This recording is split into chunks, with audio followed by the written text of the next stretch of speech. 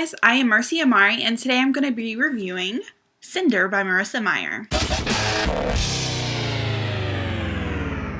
I can't believe it took me this long to pick up this book. I've had it on my shelves for quite a while now, but I've been intimidated by this book. The first thing is that I knew this book was about a girl who was half human, half a robot. And that really turned me off on the book. I was thinking, okay, what, she has like a robot parent and a human parent? And I'm thinking this is just really weird, but it's not like that at all. So don't let that stop you from picking up this book. Think of it almost like Star Wars, how you get hurt so bad that they have to put these mechanical pieces on you and they can, make your body whole even though you're part robot. Now this is in the future and it's very far advanced, so they have it like if they do this to you, it's basically a life-saving operation. So you get like this by dying, basically almost dying. And so that's what happened to our main character. She almost died when she was 11 and they had to do this to her to save her life. Now being a cyborg is hard. You're not socially accepted and people think of you as a lower class human. Most people don't even look at you as a human. Even though you are still a human, you can still get sick, you still have human emotions, and the only thing is you have these mechanical parts. So if you are scared off by the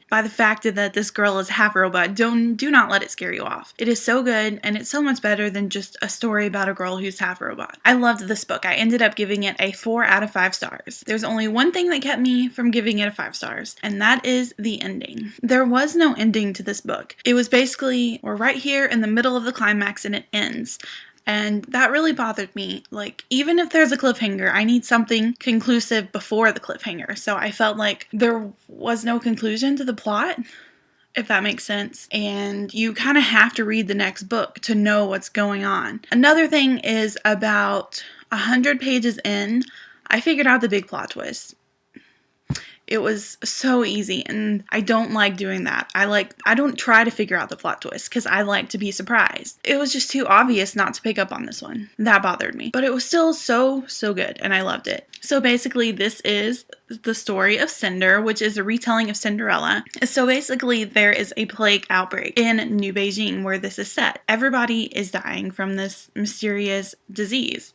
And they basically take the cyborgs and they use them as science experiments. And they draft one every day to go through these experiments and basically they die. And so whenever Cinder's stepsister gets the plague, her stepmother, her evil stepmother, she basically volunteers her to be the test subject for the plague's medicine or whatever. And so that's basically where the story starts. This book has everything that you like. It has princes, or at least that I like. It has a prince.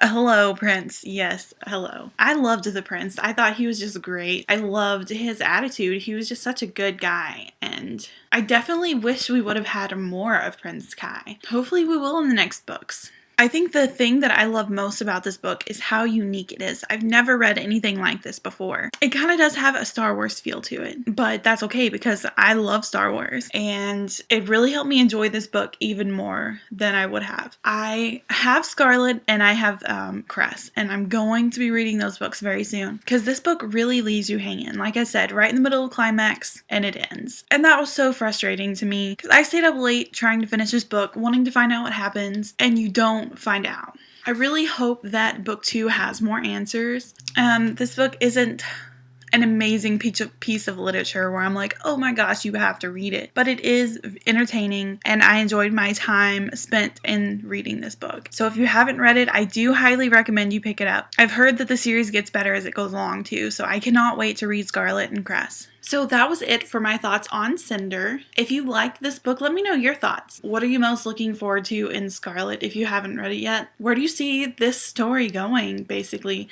Don't spoil Scarlet for me in the comments though, please. So thank you so much for watching this video. I hope that you enjoyed it and I will see you next time. Bye!